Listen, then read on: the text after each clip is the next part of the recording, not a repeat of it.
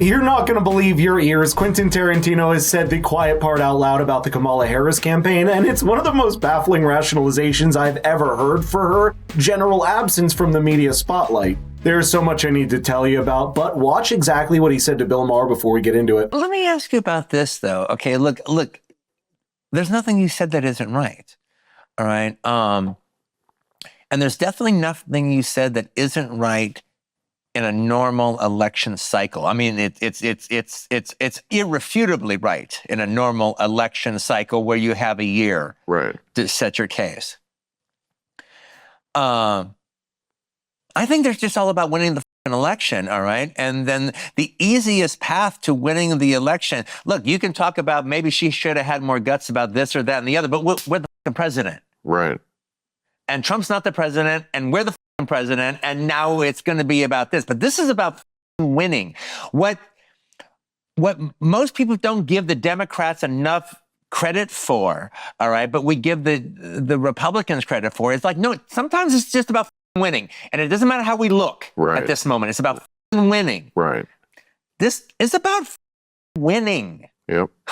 This profanity-laden rant is surprising to say the least, because look past the curtain to see what he's actually saying. It's that he recognizes that Kamala Harris's unpopularity or failure to engage with the people or media should be ignored just to get her to the office and defeat Donald Trump. Tarantino's politics has mostly been on the center-left, championing values like free speech and an opposition to authoritarianism. Just look at his films. From that perspective, isn't it fascinating to see some brush aside one of the most important democratic mechanisms just for the sake of pushing out the other candidate out of the halls of power? Now, granted, Kamala Harris' CNN interview with Dana Bash hadn't come out yet, but it's hard to imagine him saying anything different even if he did see it. Not just that, Quentin saying that it's about winning the election also mostly just sounds like a vague idea. Because of course both candidates are trying to win, but it's not possible to expect any one of them to simply sail into the top job in the country never having answered for what they've done in office. It's a mad dash, and she is running, and she's not stopping to stumble. And you know what? And there's nothing wrong with stopping this. I'm going to vote for her anyway, no matter what she says in a stupid interview. Exactly. So don't shit up. You're right. I couldn't be more on that page. When I say that she doesn't talk to the press, I'm not even complaining about it. Yeah. I'm just saying that is the Democrats, and that has been their flaw. And there are sometimes when you really do, and in general, they should start doing it more. Talking to people who are not already on their side, they come across as scared. And that is not right.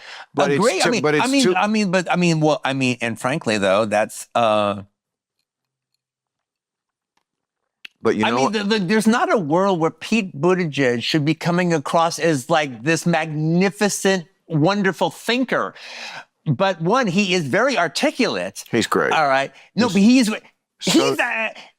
great because everybody else is so bad. And that's not about Donald Trump, because this is the second time he's had his feet held to the fire by the media over his presidential term performance since 2020. But it's a whole different matter when the person in question, like Kamala Harris, is currently in office and yet promising the moon and the sun to her voters if they elect her to office. And no one on the Democratic left seems to be asking the most pertinent and hard-hitting questions to her, just out of fear of weakening her candidacy against Donald Trump. Unfortunately, that strikes at the knee of what a democracy even is, and it's not a good look for the media, the candidate, or for Quentin Tarantino to be implicitly advocating for that. It was a fresh take from Bill Maher next when he connected that fear to something else, and that is the general culture on the left-wing media sacrificing free speech to political expediency. The bigger issue is the left and their ability or their desire to engage with anyone who's not already in the bubble.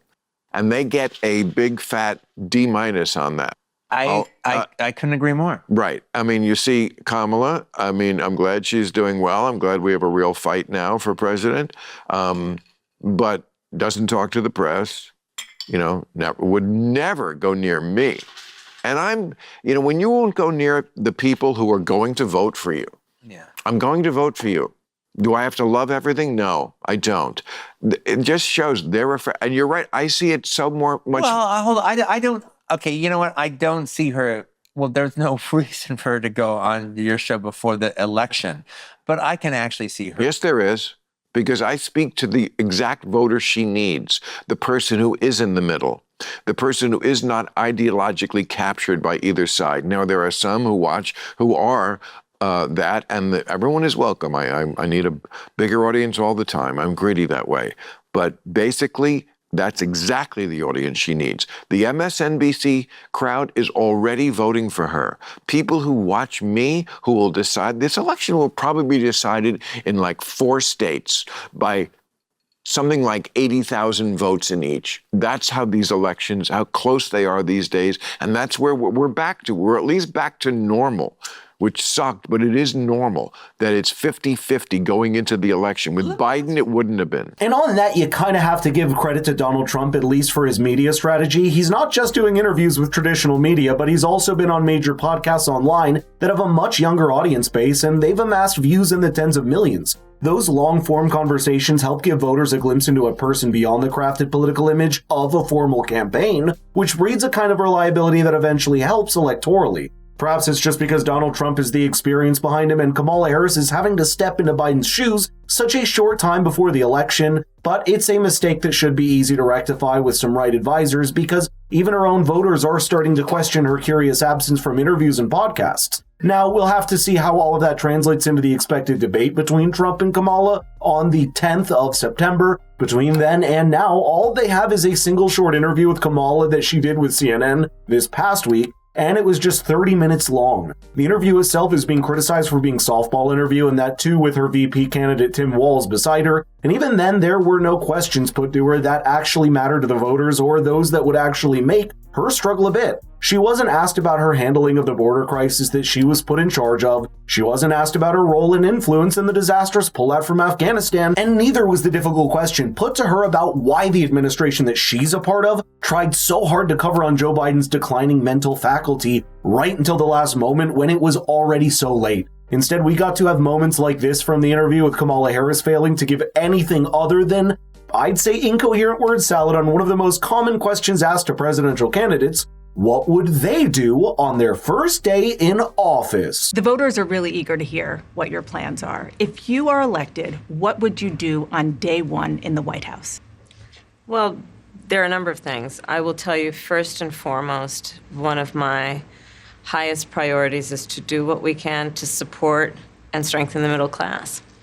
When I look at the aspirations, the goals, the ambitions of the American people, I think that people are ready for a new way forward in a way that generations of Americans have been fueled by hope and by optimism.